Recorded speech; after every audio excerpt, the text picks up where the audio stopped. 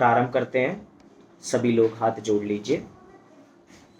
नमो अरिहंताणं नमो सिद्धाणं नमो आयर्याणं नमो उवझायाणं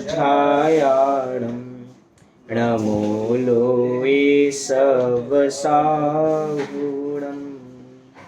मंगलम भगवान वीरो मंगलम गौतमो गणी मंगलम कुंद कुंदाद्यो जैन धर्मोस्तु मंगलम सर्वमंगल मांगल्यम सर्वकल्याणकारकम प्रधानं सर्वधर्माणां जैनं जयतु शासनं जैनं जयतु शासनम। आज हम सभी एकत्रित हुए हैं कुछ नवीन पढ़ने के लिए। वास्तव में वो कुछ नवीन नहीं है, हम सभी पढ़ते आए हैं। आज हम जिस विषय के बारे में पढ़ने जा रहे हैं वो एक ऐसा विषय है, वो प्रथमा नियोग का एक ऐसा विषय। प्रथमा नियोग जिनागम देखा जाए तो 4 अनुयोगों में विभाजित है। कितने अनुयोगों में? 4। आप सभी का साथ मिलेगा तो हम स्वाध्याय बढ़िया कर पाएंगे। कितने में? 4 अनुयोगों में हमारा पूरा जिनागम विभाजित है। पहला अनुयोग है प्रथमानुयोग। पहला प्रथमानुयोग कक्षा के बाद में पूछूंगा, इसलिए सबको याद करना है।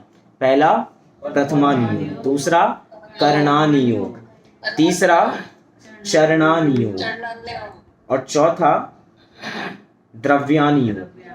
इस प्रकार जिनागम 4 अनुयोगों में विभाजित है। एक तरीके से इन 4 अनुयोगों में ही हमें एक ऐसी चीज मिलती है जो वीतरागता, क्योंकि चारों अनुयोगों में मात्र वीतरागता ही है जिसकी हम आज चर्चा करने जा रहे हैं। हम बात करेंगे प्रथमानुयोग की। पहले जाने कि अनुयोग है क्या। हम जिसकी चर्चा कर रहे हैं नाम तो याद करा दिए, लेकिन अनुयोग होता क्या है? तो भैया शास्त्रों के कथन करने की पद्धति को अनुयोग कहते हैं, क्योंकि जो भी शास्त्र होता है तो किसी ना किसी चीज की अलग भाषा होती है। जैसे कि बच्चे को समझाने की भाषा अलग होती है, बच्चे को डांट के भी सिखाया जाता है कुछ ना कुछ, तो उसके बच्चे को सिखाने की शैली अलग है। बड़े को सिखाया अलग शैली से जाता है। एक एक क्लास जैसे जैसे हम आगे बढ़ते जाते हैं तो सिखाने का स्तर अलग अलग हो जाता है, लेकिन चीज एक ही सिखाई जाती है, बस तरीका बदल जाता है। ऐसे यहाँ पे जिनवाणी को 4 तरीके से आचार्य हम सभी के बीच में परोस रहे हैं। पहला प्रथमानुयोग कहानियों के माध्यम से। कहानियों के माध्यम से आचार्य हमें धर्म मार्ग में लगा रहे हैं। ऐसे ही चरणानुयोग, हमारा जैनों का आचरण किस प्रकार का होना चाहिए, हमारे आचार कैसा होना चाहिए, हमारे विचार कैसे होने चाहिए, हमारी क्रियाएं कैसी होनी चाहिए, इसको सिखाने के लिए कौन सा नियोग है? चरणानुयोग। मात्र यहाँ पे मुख बन के बैठना नहीं है, पार्टिसिपेट करना है, क्योंकि हम यहाँ पे स्वाध्याय कर रहे हैं और स्वाध्याय में भी आपस में कुछ सीख के ही ना जाए, कोरे निकल जाए तो कोई मतलब ही नहीं है। तो चरणानुयोग, चरण मतलब होता है आचरण, चरण माने आचरण, तो चरणानुयोग में आचरण सिखाया जाता है। करणानुयोग, तीसरा नियोग कौन सा है? करणानुयोग। करण क्या होता है? करण माने होता है गणित। करण माने क्या होता है? गणित। तो जहां पे गणित की चर्चा होती है, गणित कौन सी गणित? लौकिक गणित नहीं, जो 3 लोक कि हमारा 3 लोक कैसा है, मध्य लोक कैसा है, जम्बूद्वीप कैसा है, 3 लोक की संरचना किस प्रकार की है, स्वर्ग कैसे हैं, नरक कैसे हैं, ये सब चर्चा किस अनुयोग में आती है? करणानुयोग। सबको बोलना है करणानुयोग। और चौथा अनुयोग है द्रव्यानुयोग। द्रव्यानुयोग के अंदर द्रव्यों की चर्चा होती है, तत्वों की चर्चा होती है। यूं बात करूं जो प्रयोजन भूत है अपनी आत्मा, उसकी चर्चा वहां पे होती है। हमारी आज बात चलेगी प्रथमानुयोग पे। किस पे? प्रथमानुयोग, जहां पे कहानियां कथाओं से जीवों को धर्म मार्ग में लगाया जाता है। क्यों? क्योंकि जीव कैसा है? अनादिकाल से जीव पापी है। हम किसी ना किसी पाप कार्य में हर समय लीन रहते हैं। सोच के देखिए, अगर हम अभी इधर एकत्रित नहीं होते तो क्या हम कोई ना कोई पाप कार्य नहीं कर रहे होते? सोच के देखिए, विचार करके देखिए। कोई अपने मोबाइल में लगा होता, कोई टीवी में लगा होता, कोई आराम कर रहा होता, कोई कुछ कर रहा होता। खाने वाली बात मैं कह नहीं सकता, जैनी रात को खाते नहीं है, तो उसकी बात तो यहाँ से दूर हो गई। लेकिन हम किसी ना किसी विषय कषाय में हर समय लगे रहते हैं, लेकिन एक स्वाध्याय ही है जो हमें उससे अलग कर देता है। हमें बात करनी है कथाओं की। अभी हम बहुत बढ़िया कथा देखने वाले हैं जिसका नाम है देखो परिणामों की विचित्रता। परिणामों की विचित्रता। लेकिन उससे पहले कथा क्या होती है, क्या होती है कथा? बहुत सारी कथाएं होती हैं। कुछ कथाएं तो बाहर चलती हैं जिसको हम शास्त्रों के शब्दों में कहते हैं वी कथा। क्या कहते हैं? वी कथा। वी कथा माने जो होती है बुरी कथा, विकारी कथा, गंदी कथा, जो हम हर समय करते रहते हैं। कितनी होती हैं वी कथाएं? बहुत मजा आएगा चर्चा करने में। 4 प्रकार की वी कथाएं होती हैं। पहली होती है राज्य कथा। कौन सी कथा? ये राज्य कथा क्या होती है? राजाओं की चर्चा करना, प्रधानमंत्री की चर्चा करना कि वो कहाँ जा रहे हैं, उनका क्या हो रहा है, किसकी सरकार बन रही है, बांग्लादेश मोदी जी क्यों गए हैं, बंगाल में किसकी सरकार बनेगी, किस दीदी की सरकार बनेगी, अमित शाह ने आज क्या बोला। उसके अंदर ये सारी ऐसी कथाएं हैं, वो हमसे पूछ के कुछ कर नहीं रहे हैं। क्या कहा? कश्मीर हमारा होगा, पाकिस्तान का होगा, हमसे कोई पूछने नहीं वाला। लेकिन हमारी चर्चा पूरे समय में यही चली जाती है। लोग मंदिर बाद में जाते हैं, पहले अखबार पढ़ते हैं। भैया पहले देश की खबर पता लग जाए, मंदिर तो हर समय खुला रहता है। क्यों? क्योंकि हमें राज्य कथा करनी है। तो हमारा पूरा दिन देखिए 24 घंटे में से राज्य कथा में हमारा पहला समय चला गया। फिर एक होती है स्त्री कथा। कौन सी कथा होती है? स्त्री कथा। पुरुषों के हिसाब से स्त्री कथा और स्त्री के हिसाब से पुरुष कथा हो जाएगी। हमारे आचार्य पुरुष हैं तो उन्होंने उसके हिसाब से स्त्री कथा लिखी। कौन सी स्त्री अच्छी है, ये बहुत गंदी है, ये बहुत सुंदर लग रही है, इसमें पूरी चर्चा चली जाती है। फोन में आधे से ज्यादा जितने पाप होते हैं शरीर से कम होते हैं, मन से ज्यादा होते हैं। मन में हमने कितनी बार कुशील सेवन किया है। क्या कहा? कुशील सेवन माने क्या होता है? बुरी नजर। बुरी नजर से किसी को भी देखना वो कुशील सेवन के अंतर्गत आ गया। और कितनी बार हमने ऐसा किया। स्त्री कथा है ये। हर समय उनकी बातें करना, इसने क्या किया, गली मोहल्लों की बातें करना। कुछ होते ना लोग में, गलियों में कुछ ऐसे लोग होते हैं कि पूरे दिन की खबर जाननी है तो इनके पास चले जाओ, इनको पूरे मोहल्ले की खबर है। इन आंटी जी को इनसे पूछ लो, उनसे पूछ लो, उस घर में क्या हुआ, इस घर में क्या हुआ, तुम्हारे घर में काम वाली आई या नहीं आई, आज कैसे हुआ, क्या हुआ। हर समय इसकी चर्चा। मतलब हमारा आधा समय इसके अंदर चला गया। एक होती है चोर कथा। कौन सी होती है? चोर कथा। कि चोरियों की बात करना, हर समय मायाचार की बात करना कि कैसे किसी को मतलब किसी को लूट लिया जाए, किसी से ज्यादा पैसे ले लिए जाएं, या आज ऐसी चोरियां हो रही हैं तो इसके बारे में बात करनी। मतलब पाप के बारे में हर समय बात करनी, इंद्रिय कषायों के बारे में हर समय बात करनी। चोर कथा। और चौथी कथा जो हम सभी को बहुत पसंद आएगी, इसलिए मैंने उसको अंत में लिया है। कौन सी होगी वो कथा? सोच के देखिए।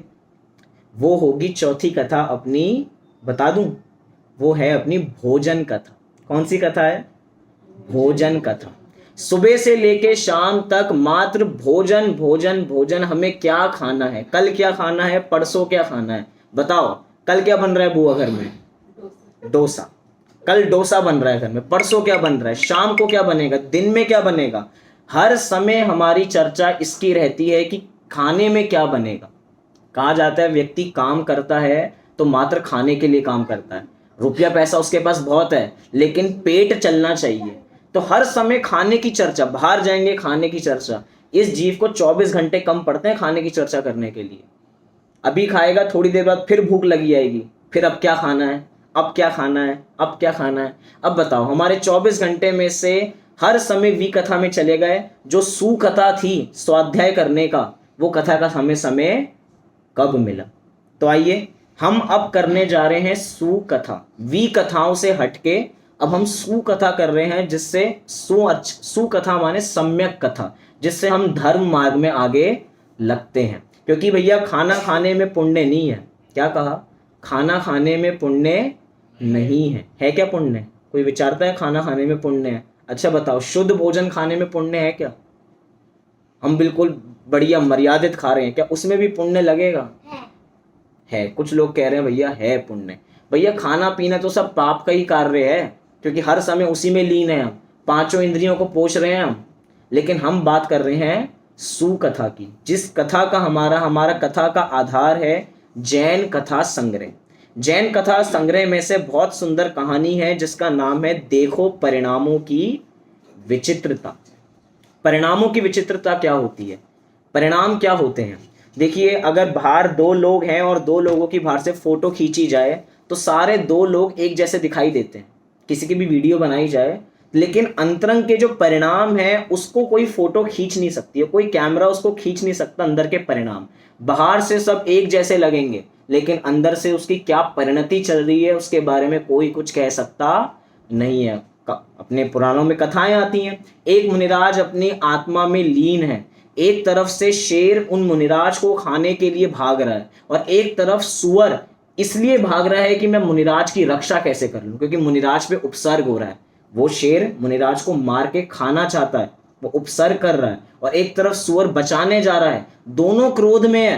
क्या कहा? दोनों क्रोध में है। क्यों? शेर क्रोध में है, शेर को बहुत गुस्सा आ रहा है कि मैं मुनिराज को कैसे जल्दी से, वो शिकार को ढूंढ रहा है बार बार, उसके लिए शिकार मुनिराज है। और एक तरफ से उस सुअर को गुस्सा आ रहा है कि इन मुनिराज पे उपसर्ग हो रहा है, मैं कैसे बचाऊं। दोनों को गुस्सा आ रहा है, लेकिन दोनों के परिणाम से दोनों को फल अलग अलग लगेगा। एक नरक जाएगा और एक स्वर्ग जाएगा। अब बताओ, बाहर की स्थिति एक जैसी है, लेकिन अंतरंग में क्या चल रहा है उसके वजह से हमें मतलब फल मिलता है, उसके हिसाब से हमें पुण्य लगता है, उसके हिसाब से हमें पाप लगता है। एक बार एक स्त्री रास्ते में मर गई, बहुत सारे लोग उसको देख के निकले। एक ने सोचा कि ओह ये मर गई है, कितनी सुंदर लग रही है, काश मैं इसको भोग पाता। क्या? काश मैं इसको भोग पाता।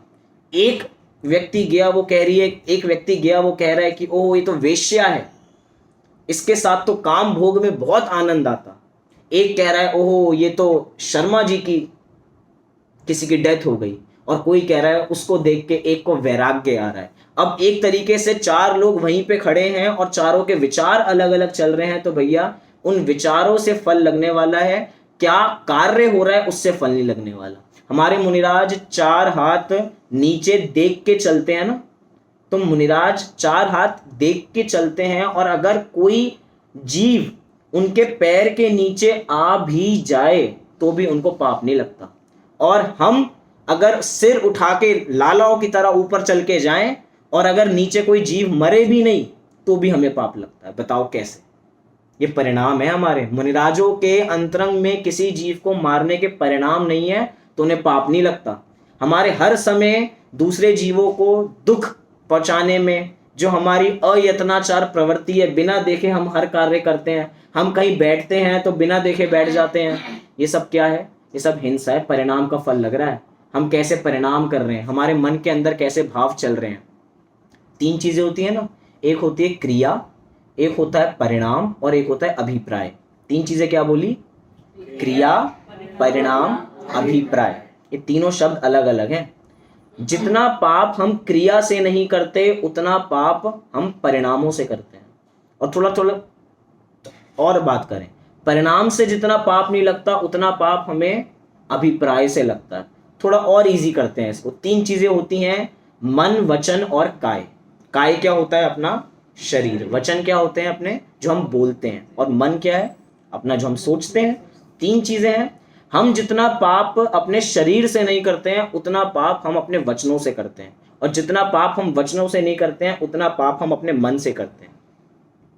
सिद्ध है ये बात। आपने कभी किसी को मर्डर किया? किसी ने कभी किसी का? हाँ जी कि ना जी? अरे भाई हम तो जैनी हैं, हम किसी को मारते हैं क्या? हमें तो चींटी मारने का भाव नहीं आता। कोई हमें 1 करोड़ रुपए दे तो हम एक चींटी नहीं मारेंगे? मारेंगे क्या? नहीं मारेंगे। तो भैया हम क्या मर्डरर हैं? नहीं भैया, हम मर्डरर नहीं। हमने किसी का मर्डर नहीं किया, मतलब हमने काय से पाप नहीं किया, लेकिन क्या हमने वचनों से पाप किया है? क्या कई बार किया है। याद दिलाऊं? अभी तुम्हें मार दूंगा, एक चप्पल मारूंगा और वहां पे जाके गिरोगे। मर क्यों नहीं जाता बिल्कुल ही? ऐसे ऐसे परिणाम नहीं आ जाते घर में अंदर? अपने घर के लोगों की बात कर रहा हूं, बाहर में तो आते ही रहते हैं, हमारे वचनों से निकलती हैं ये बातें। मर क्यों नहीं जाता? पता ही नहीं, जिंदगी नरक बना के रखी है घर के अंदर, ऐसे अपने वचन निकल जाते हैं। ये तो वचनों का पाप है। और मन के अंदर कितनी बार ऐसा परिणाम आता है, काश ये मर क्यों नहीं जाता, ये मेरी आंखों के सामने क्यों नहीं चला जाता। बताओ पाप किसका लग रहा है, काय का लग रहा है, वचन का लग रहा है, या मन का लग रहा है। काय में हमने आज तक किसी को नहीं मारा, किसी का मर्डर नहीं किया, लेकिन वचनों से पाप लग गया। वचन में जितना नहीं किया उतना तो हमारे मन में पाप लग गया। इसलिए भैया थोड़े परिणामों की विचित्रता, बहुत बढ़िया कथा है, प्रारंभ करते हैं, धीरे धीरे और चर्चा करेंगे क्योंकि हमें कथा शुरू करनी है। कथा है देखो परिणामों की विचित्रता। परिणामों की विचित्रता बहुत सुंदर कहानी है, दो राजकुमारों की कथा। कितने राजकुमार हैं कथा में? दो राजकुमारों की बहुत सुंदर कथा है। हमें मूल रूप में कथा नहीं पढ़नी है, हमें मूल रूप में कथा से तत्व ज्ञान निकालना है। क्यों? क्योंकि कथाएं तो लौकिक किताबों में भी होती है, पंचतंत्र की किताबों में भी बहुत कथाएं मिलेंगी, हितोपदेश की किताबें भी बहुत हैं, लेकिन हितोपदेश के अंदर वो मर्म नहीं है जो हमारी जिनवाणी में है। वही तो उसको अलग करती है।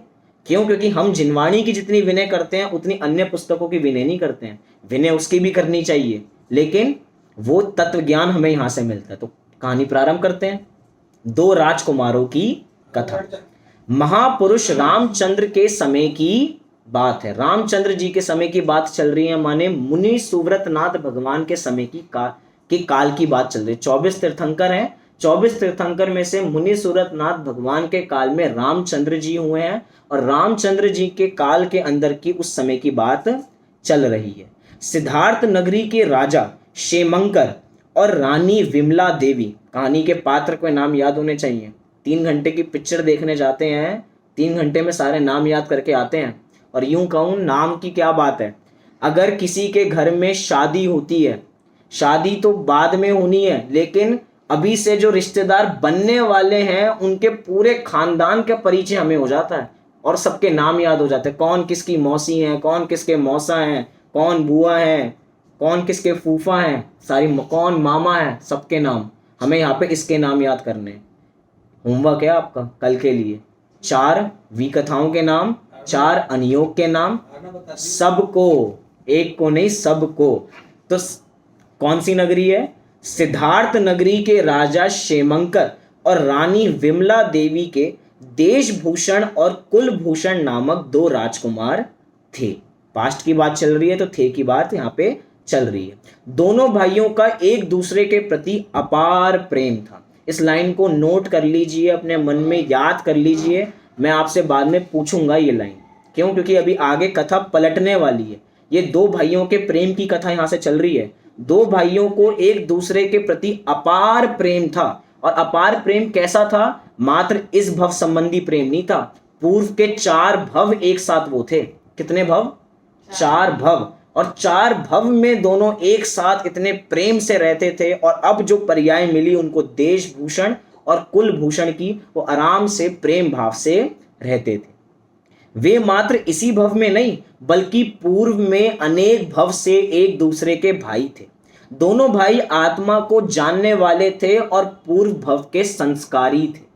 कैसे थे? पूर्व भव के संस्कारी थे। इससे ये बात पता चलती है कि जैन दर्शन जो पूर्व जन्म में विश्वास रखता है, इससे ये बात पता लगती है कि संस्कार पूर्व के चलते आते हैं, कि जो हमने पूर्व में किया है कर्म तो आगे जाते ही हैं। हम जैसा अभी करेंगे हमें भविष्य में उसका फल देखने को मिलेगा, साथ साथ में हमारे संस्कार जाते हैं। और कौन से संस्कार जाते हैं? धर्म के संस्कार जाते हैं, मात्र लौकिक पढ़ाई के संस्कार नहीं जाते। अगर हमने अभी अभी ABCD पढ़ ली है तो अगर मरण होके फिर से हम मनुष्य बनेंगे तो फिर से ABCD से शुरू करना पड़ेगा। लेकिन धर्म के अंदर ऐसा नहीं है। धर्म के संस्कार आगे जाते हैं और उससे आगे हम बढ़ते चले जाते हैं। पूर्व के संस्कार चल के आते हैं। कुछ छोटा सा बच्चा गोदी में ही बहुत गुस्सा कर रहा हो तो कभी कभार मुंह से वचन निकल जाते हैं, शायद ये पूर्व भव में नरक से आया होगा, क्योंकि बहुत क्रोध कर रहा है। कुछ बच्चे होते हैं जो बहुत चालाकी करते हैं, बचपन से ही बहुत चालाकी, कहीं भी जाएंगे किसी के घर में तो किसी की चीज उठा के अपनी जेब में रख लेंगे, होता है ऐसा। तो वो कैसे? मायाचारी, हर समय माया करते हैं। तो कह सकते हैं कि वो पूर्व में तिर्यंच से आए हैं, पूर्व भव के संस्कार चल रहे हैं। तो यहाँ पे कह रहे हैं वे दोनों भाई आत्मा को जानने वाले हैं, आत्मा को जानते हैं और पूर्व भव के संस्कारी थे। राजा के बाल्य अवस्था से ही दोनों को विद्याभ्यास के लिए देशांतर भेज दिया था। राजा जो थे, राजा का नाम क्या था? राजा क्षेमंकर। याद होता रहेगा रिवाइज। और रानी का नाम विमला देवी, चलो डर से सबको याद तो हो ही रहा है ना। तो उन्होंने बाल्य अवस्था में ही बालक को बाहर पढ़ने के लिए भेज दिया देशांतर में। देखिए, अगर पूर्व में धर्म के संस्कार होंगे तो अगर उनका बच्चा विदेश भी चला जाएगा तो संस्कारी रहेगा, लेकिन अगर जैन धर्म के संस्कार नहीं होंगे तो बाहर में जाके बाहर का बना रह जाएगा। क्योंकि सपने बड़े बड़े होते हैं और सपने बड़े बड़े दिखाने वाले हम होते हैं, और दिखा के वो बाहर चला जाता है लड़का, और आने का उसका कुछ पता नहीं कि आएगा या नहीं आएगा। लेकिन यहाँ पे कह रहे हैं राज, क्योंकि पूर्व भव के संस्कार थे, तो राजा ने बाल्य अवस्था से ही दोनों को विद्याभ्यास के लिए देशांतर भेज दिया था। पहले होता भी ऐसा ही था कि कोई गुरु है वहां पर, तो किसी गुरु से पूछा चिट्ठी लिख के कि आप हमारे शिष्य, हमारे बेटों को आप पढ़ा दीजिए, अपने गुरुकुल में रखिए और गुरुकुल में उनको पूरी विद्या दीजिए। ऐसा ही होता था पूर्व में, पाठशालाएं जिसको हम कहते हैं। तो अब आगे देखिए, 15 वर्ष तक दोनों भाई विद्याभ्यास में इतने मग्न रहे कि विद्या गुरु के अलावा किसी और को जानते तक नहीं थे। कितने साल के लिए भेजा? 15 साल के लिए। 15 साल के लिए वो विद्या अध्ययन में ही रत रहे। अब देखिए, जिसको जिस चीज की रुचि होती है वो अपना वीर्य वहीं पे खर्च करता है। मतलब कि हमारा उपयोग वहीं पे खर्च होगा जहां पे हमारा मन करेगा। अगर हमारा व्यापार में मन करता है तो हम अपना पूरा उपयोग व्यापार में लगाएंगे, हमारा व्यापार कैसे बढ़े। जो हलवाई होगा वो हर समय ये सोचता है कि मेरा बिजनेस कैसे बढ़े, मेरी मिठाइयाँ ज़्यादा से ज़्यादा कैसे बिकें। डॉक्टर क्या सोचता है हर समय, क्योंकि उसका उपयोग वहाँ पे लगना, डॉक्टर सोचता है कि जल्द से जल्द सब बीमार कैसे पड़ें, जैसे मेरे पास जल्द से जल्द दवाई लेने आए। असली विचार है ये। परिणामों की बात चल रही है, देखो परिणामों की विचित्रता। हम अपनी काम करते हैं तो हम क्या उपयोग सोचते हैं कि जल्द से जल्द पेपर आए तो किताबें जल्दी से जल्दी जाएं। उपयोग में चलता है ना ये हम सबके, क्योंकि हम सबका एक काम है। तो उपयोग, हम जहां उपयोग लगाएंगे वहां पे हमारे वीर्य खर्च होगा। यहाँ पे बच्चों को विद्याभ्यास के लिए भेजा तो मात्र विद्याभ्यास ही कर रहे हैं। इससे हमें शिक्षा मिलती है कि हम जो कार्य कर रहे हैं उसको उसी लग्न से करते रहें। अगर खा रहे हो तो ये सोचो कि बस खाने के लिए बने हैं, उस समय कुछ और मत विचारो। लेकिन जिस समय स्वाध्याय कर रहे हैं उस समय किसी और का विचार नहीं आना चाहिए। जिस समय कुछ भी काम कर रहे हैं उस समय उसी में मग्न हो जाओ। अगर खेल रहे हो तो ऐसा सोचो कि हम खेलने के लिए ही बने। अगर उस समय पढ़ाई ध्यान आ जाएगी तो खेल नहीं पाएंगे, और पढ़ाई के वक्त खेल ध्यान आ जाएगा तो पढ़ाई नहीं कर पाएंगे, और स्वाध्याय के वक्त विषय कषाय याद आ जाएंगे तो स्वाध्याय नहीं कर पाएंगे। इसलिए कह रहे हैं कि राजा ने बाल्य अवस्था में ही दोनों को विद्याभ्यास के लिए देशांतर भेज दिया था। 15 वर्ष तक दोनों भाई विद्याभ्यास में इतने मग्न रहे कि विद्या गुरु के अलावा किसी और को जानते तक नहीं थे। विद्याभ्यास पूरा करके जिस दिन दोनों युवा राजकुमार घर आए, 15 साल बीत गए इतनी जल्दी 2 मिनट में। विद्याभ्यास पूरा करके जिस दिन दोनों राजकुमार घर आए उस समय राजा ने नगरी का श्रृंगार करके उसका भव्य सम्मान किया और उसके विवाह के लिए राज्य कन्याओं को पसंद करने की तैयारी की। इससे ये पता लगता है कि भैया राजा ने पूरी नगरी सजा दी कि मेरे बच्चे विदेश से पढ़ के आ रहे हैं। होता है ना, अगर हम बाहर से विदेश से पढ़ाई करके आएंगे तो हमारे पूरे परिवार में एक खलबली नहीं मच जाएगी कि भैया हमारा लड़का बाहर से पढ़ाई करके आ रहा है, तो पूरी दावत देंगे। तो अगर दावत देंगे तो 4 लोगों का और मन करेगा कि हम भी अपने बच्चों को बाहर भेजें। अगर मंदिर में किसी विद्वान का या अगर मुनि महाराज का प्रवचन होता है मंदिर में, तो लोगों की भावना होती है कि हम भी मुनिराज बनेंगे, क्योंकि मुनिराज ऐसी प्रेरणा देंगे। जिस चीज की बात चलेगी उसकी प्रेरणा लोगों को मिलती है। इसलिए कह रहे हैं, इसलिए यहाँ पे भव्य सम्मान कि भैया हमें भी ऐसी शिक्षा चाहिए। तो यहाँ पे इसकी बात चली। तो उनके विवाह के लिए राज्य कन्याओं को पसंद करने की तैयारी की। दोनों भाइयों की स्वागत यात्रा जब संपूर्ण नगरी में घूमती हुई राजमहल के पास आई, तब उन्होंने वहां झरोके में एक अति सुंदर राजकन्या को प्रसन्न मुद्रा में खड़ी देखा। देखिए, जितनी भी कथाएं चलती हैं उसमें, क्योंकि अगर सारी पिक्चरें, अगर आपको पिक्चर नहीं देखनी है तो सभी पिक्चरों का सार यहाँ पे बता रहा हूँ। सभी पिक्चरें जितनी भी टीवी पे आती हैं, मूवी में आती हैं, सब में क्या होता है, या तो मूवी में एक लड़का होगा या 2 लड़की होंगी। पूरी पिक्चर जितनी है, आपने सब पिक्चर देख लिया, मत देखना कोई भी, सार बता रहा हूँ सभी पिक्चरों का। एक लड़का या 2 लड़की, वो एक लड़का दो लड़कियों के पीछे पड़ा है, या दो लड़के एक लड़की, या एक लड़की एक लड़का, इसके अलावा किसी पिक्चर में और कुछ नहीं होता। ढिशुम ढिशुम चलती है और आखिरी में जो नायक होता है वो उसको लेके चल देता। सारी पिक्चरों का सार यही है। यहाँ पे भी कथा इसी प्रकार आगे चल रही, लेकिन ये कथा राग में नहीं लेके जाएगी, ये वैराग्य की ओर लेके जाएगी, वीतरागता की, क्योंकि यही दोनों बाद में दीक्षा लेने वाले हैं। क्या कह रहे हैं? एक झरोके से अति सुंदर राजकन्या को प्रसन्न मुद्रा में खड़ी देखा। उसका अद्भुत रूप देखकर दोनों राजकुमार उसके ऊपर मुग्ध हो गए। पसंद आ गई वो कन्या।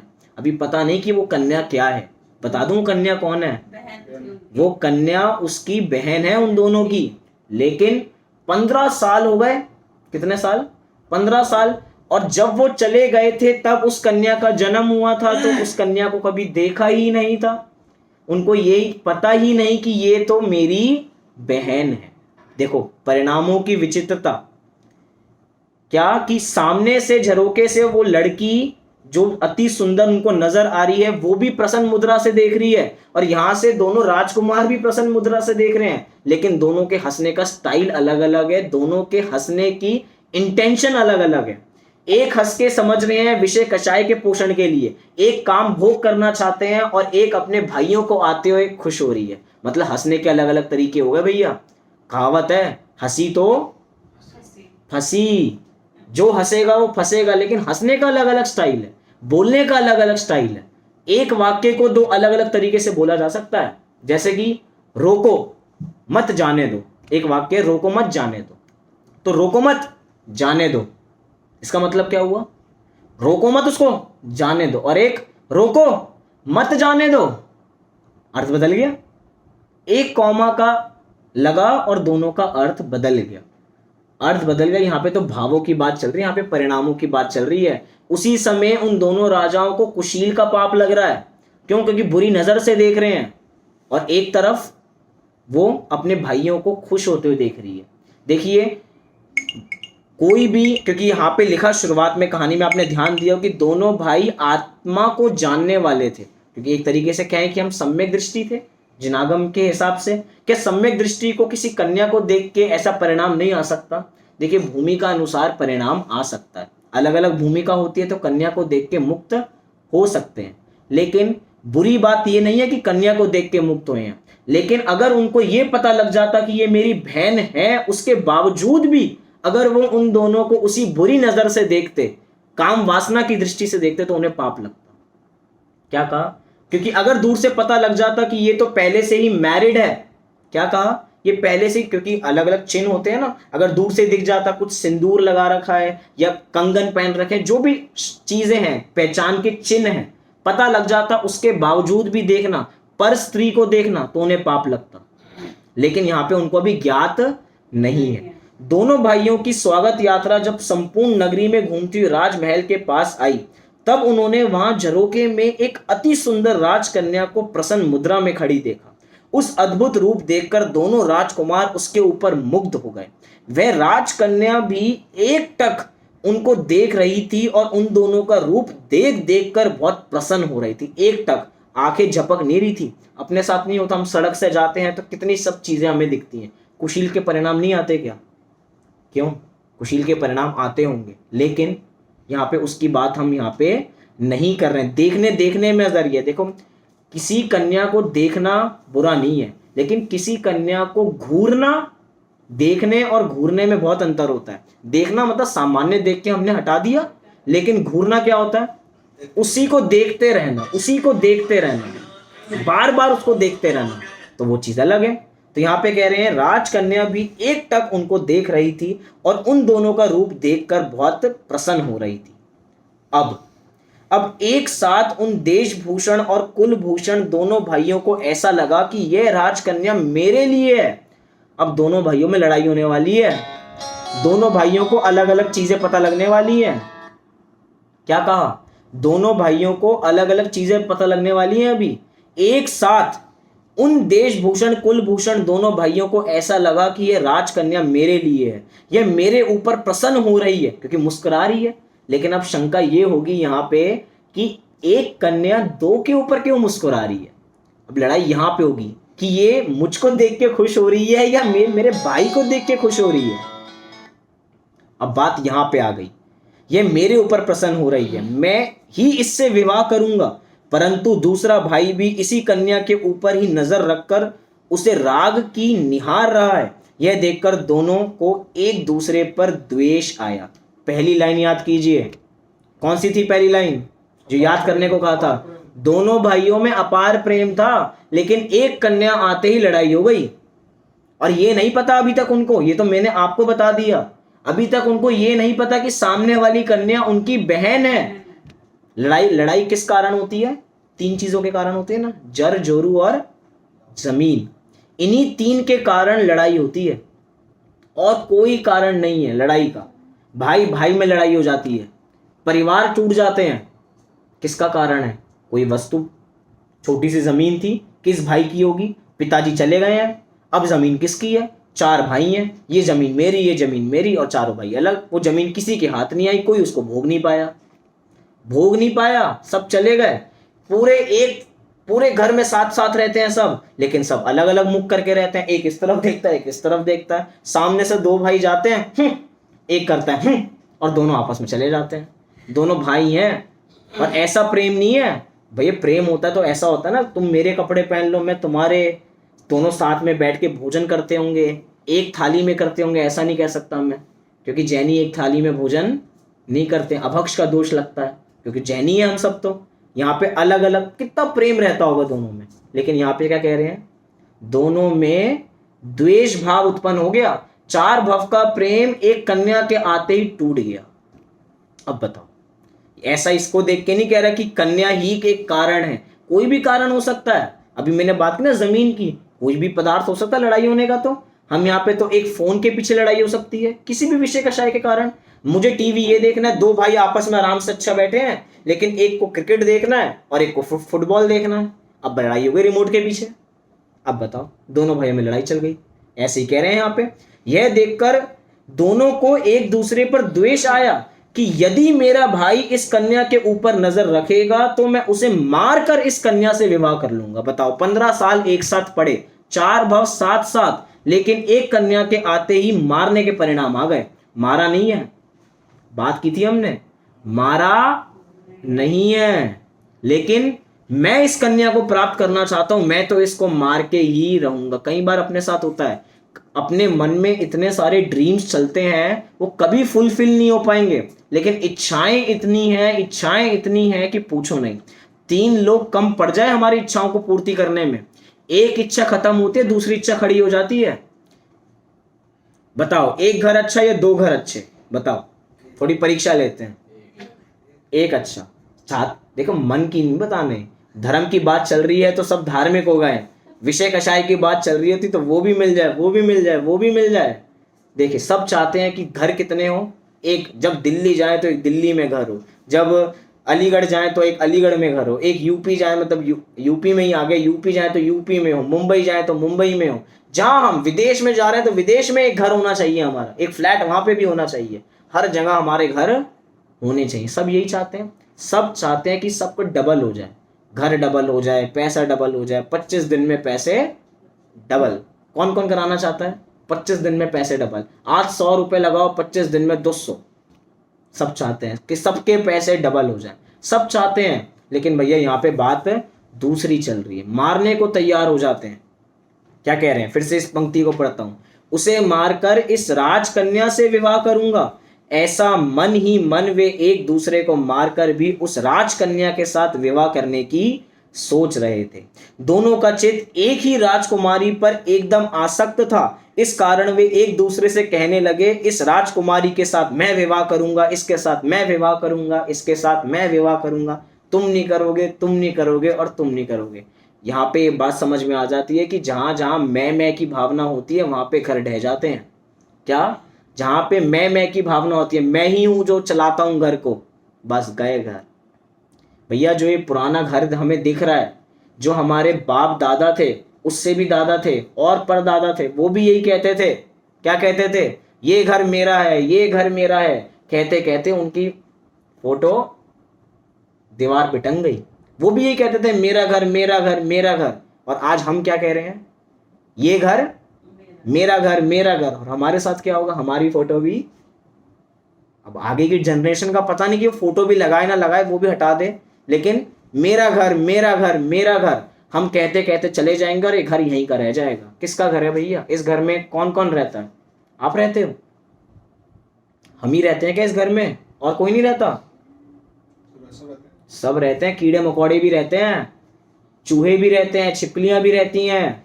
वो छिपकलियां भी यही कहती हैं जब बाहर सुबह सुबह अपने दोस्तों से मिलने जाती होंगी, भैया मैं जा रही हूँ घर के बाहर खेलने, वापसी आती होगी, चलो भैया खेलने का समय पूरा हो गया, अब मैं अपने घर जा रही हूँ। वो छिपकली क्या कह रही है? विचार तो उसके होते होंगे ना कि मैं अपने घर जा रही हूँ, चूहा खेल खेल के थक गया अपने बिल में, अब मैं अपने घर में जा रहा हूँ। और हम क्या बोल रहे हैं? हम अपने घर में जा रहे हैं। अब बताओ किसका घर है? चूहे का घर है? किसका घर? भैया एक कागज पे लिखने से हमारा घर नहीं हो जाता, हमारे उसके अंदर जो परिणाम है वो हमारा बनाते हैं। हमारे पास मर्सिडीज गाड़ी नहीं है, क्या कहा? हमारे पास मर्सिडीज गाड़ी नहीं है, लेकिन उसका पाप हमें हर समय लग रहा है। अगर हमारे मन में विचार है कि वो हमारे पास होती, जब जब मर्सिडीज हमारे सामने से जाती है ऐसा लगता है कि ओह मेरी मेरी मेरी कब आएगी, मेरी मेरी है गाड़ी, मेरी है गाड़ी। ऐसी कन्या के साथ, ये कन्या मेरी, ये कन्या मेरी, भोग एक को नहीं पाएंगे। क्या कह रहे हैं? भोग एक को नहीं पाएंगे, पाप कितने का कर लेते हैं दिन में,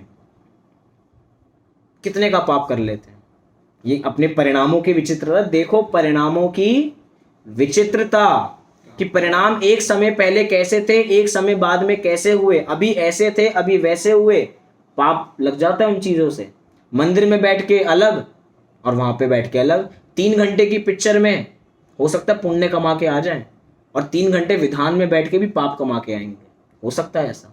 इसको समझ के ये मत कहना ये तो पंडित जी अच्छा बता दिया आपने, अब तो पिक्चर में जाएंगे 3 घंटे और पुण्य वहीं पे कमा के आएंगे, ऐसा नहीं है। हो सकता है पिक्चर में जब जो विलन है जब हीरो को मार रहा हो तो हमें ऐसा लगता हो ओह हीरो पिट रहा है, थोड़ी मंद कषाय हो जाती हूँ, उस समय थोड़ा शुभ से आपको पुण्य लग जाता हो, दया आ जाती है ना कि क्यों पिट रहा है ये।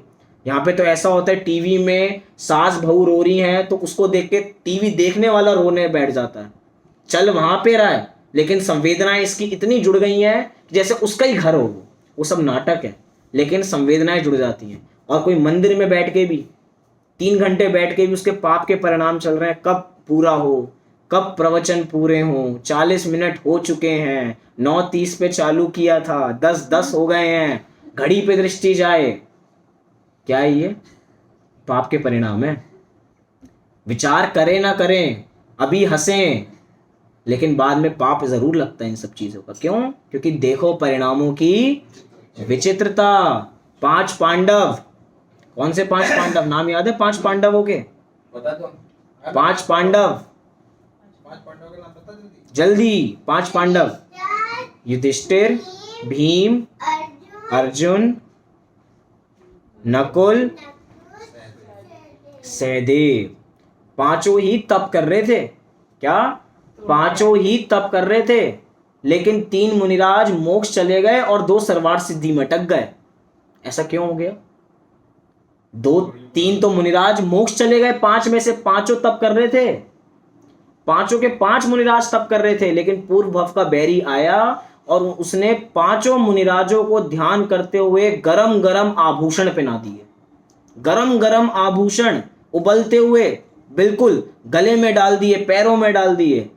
3 कोस का फर्क भी नहीं पड़ा। क्यों? क्योंकि वो अपने एक भगवान आत्मा का ध्यान कर रहे थे, वो शुद्धोपयोग में थे, वो अपनी आत्मा का ध्यान कर रहे थे। लेकिन जो नकुल और सहदेव थे उनको ये लगा कि ओ मेरे भाई नहीं, मुनिराज बन गए या भाईपना खत्म हो गया। मुनिराज बनते ही कोई परिवार, कोई पिता नहीं, कोई माता नहीं, साधर्मी। क्योंकि भैया भाषा है, एक शब्द है कि साधर्मी जल रहे हैं। एक साधर्मी को बचाने के परिणाम ने उन्हें मोक्ष जाने नहीं दिया। 33 सागर तक सर्वार्थ सिद्धि में अटक गए। चाहे सर्वार्थ सिद्धि स्वर्गों से ऊपर है लेकिन है तो संसारी। बताओ, एक बचाने का परिणाम, हम ऐसा नहीं कह रहे किसी जीव को बचाना नहीं चाहिए, लेकिन एक राग का परिणाम संसार में बांध सकता है। देखो परिणामों की विचित्रता। गज कुमार मुनिराज, कितनी कथाएं हैं। गज कुमार मुनिराज पे जलती हुई सिगड़ी, सोचो तो, मुनिराज ध्यान कर रहे हैं, किसी ने उन पे किसी दूसरे मुनिराज पे उन्होंने क्या डाल दिया, सांप डाल दिया, लेकिन मुनिराज को फर्क नहीं है। बहुत सारे मुनिराज ध्यान कर रहे हैं, सियालनी खा रही है, लेकिन फर्क नहीं पड़ रहा। क्यों नहीं पड़ रहा? क्योंकि एक आत्मा का ध्यान किया है। और अपने साथ क्या होता है, कोई हमें परेशान कर रहा होता है, हमारा उपयोग भ्रष्ट हो जाता है। कोई हमें परेशान करे, हमारा उपयोग भ्रष्ट हो जाता है, जल्दी से खत्म करो इसे, पर दूर हटो, मुझे पढ़ नहीं पा रहा हूं, बहुत डिस्टर्बेंस हो रही है। और एक अपनी आत्मा का ध्यान कर रहे हैं। परिणामों की विचित्रता है, दोनों के परिणाम अलग अलग चल रहे हैं। किसके कैसे परिणाम है, किसके मन में कैसे विचार चल रहे हैं। आप तो इनकी बात करें हम, हमारे कहानी के नायक कौन है, क्या है राजाओं के नाम, दो युवा राजकुमार के क्या नाम है? चलो भैया, 2 लोग पास हैं, पर पूरी क्लास फेल हो गई क्योंकि 33% लोग पास नहीं हो पाए। क्या कह रहे हैं? कुलभूषण और देशभूषण, मुनिराज की कहानी चल रही है। कुलभूषण और देशभूषण, नगरी कौन सी थी? नगरी सिद्धार्थ नगरी। सिद्धार्थ नगरी, राजा का नाम क्षेमंकर। क्षेमंकर, रानी का नाम विमला देवी। याद आया? किस समय के मुनिराज की एक बात चल रही है? मुनि सुव्रतनाथ भगवान के काल की, जिस समय राम हुए हैं, राम भगवान हुए हैं, उस समय की बात चल रही है। कथा हमारी अभी कथा बची हुई है। कथा कैसे बची है? कथा बहुत लंबी, आगे चर्चा करेंगे। अभी आगे जो उनका मंत्री है, मंत्री हो ना, अभी इस दोनों हाथी पे बैठेंगे, अभी मंत्री उनको संबोधन करेगा कि भैया वो तुम्हारी बहन है जिसको देख के तुम अपने परिणाम बिगाड़ रहे हो। अंदर ही अंदर इतनी गलानी होगी, इतनी गलानी होगी, ओह मेरी बहनों को देख के मुझे कुशील के परिणाम आ गए, कुशील के परिणाम आ गए। और उसको देख के ही हाथी से उतरते ही दीक्षा लेके वन में चले जाएंगे। अभी तो स्वागत भी नहीं हुआ, 15 साल तो बाहर पढ़ के आए, लेकिन परिणाम ऐसे हुए कि दीक्षा लेके वन में चले जाएंगे। आगे की कहानी हम कल जानेंगे, इसका 2nd एपिसोड कल आएगा। लेकिन पूरे दिन भर, अभी कहानी खत्म नहीं हुई है, पूरे दिन भर हमारी ये पूरी और भी कहानी आगे शॉर्ट में मैंने बता दी। देखो परिणामों की विचित्रता, पूरे दिन भर हमारे यही चलते रहना चाहिए। जो कार्य करें, क्या कह रहा हूं, जो कार्य करें उससे पहले एक बार ये जरूर विचारें कि इसका मुझे फल कैसे लगने वाला है, क्योंकि आगे कैसे होने वाला है। एक वाक्य है ना कि if you want to know your past, अगर आप अपना भूतकाल जानना चाहते हो तो सी योर प्रेजेंट कंडीशंस। आपकी प्रेजेंट कंडीशन कैसी है, आपको पता लग जाएगा कि आपने पूर्व में क्या भाव किए थे। पूर्व में भाव अच्छे किए थे तो आज इतनी संपत्ति मिल रही है, आज इतना धन वैभव मिल रहा है, आज इतना सम्मान मिल रहा है। लेकिन if you want to know your future, see your present thought. आप अपने वर्तमान के विचार देखिए, उससे आपका भविष्य नक्की होने वाला है। अगर हमारे अभी इस धन संपत्ति पाके अगर हमारा अभी भी कुशील का परिणाम 5 पाप में जा रहे हैं, तो भैया ये तो जो मिला है ना सुख संपत्ति जिसको हम भोग रहे हैं आज, ये तो पूर्व का पुण्य था। पूर्व के पुण्य पे रीझने से कुछ नहीं होने वाला, पूर्व का पुण्य काम नहीं आने वाला। वर्तमान के भाव हमारा भविष्य नक्की करने जा रहे हैं। तो वर्तमान के भावों को संभालें, परिणामों को संभालें, तो ही हमारा कल्याण हो सकता है। इस प्रकार हम सभी अपना कल्याण करें और मोक्ष रूपी लक्ष्मी को पहुंचे। इसी मंगल भावना से जय जय। सभी लोग 9 बार नमोकार मंत्र का पाठ करेंगे।